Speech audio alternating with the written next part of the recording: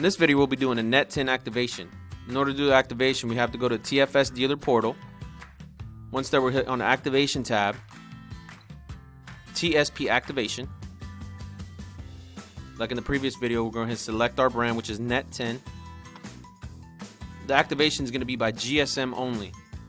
We do not do CDMA activations. We're going to select our product.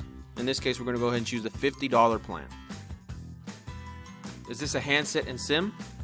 We're going to click no, because this is not a handset and SIM. This is a BYOP, or bring your own phone.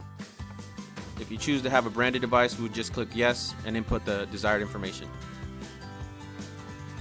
Go ahead and put the SIM card number in.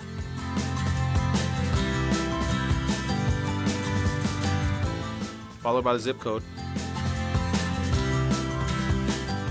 Now, crucial points of information. Is this a port?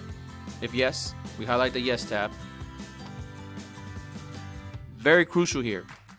Notice I hit on this topic a lot. The customer's account number. We have to verify directly from the source that this is the correct account number. Otherwise, we'll have to redo the port and lose money in the process. If this is not a port and the customer desires a new number, we simply hit no, and we're going to click the Pay on IAS account. You will get a receipt confirmation after activation. If you have any questions, please contact your admin administrator.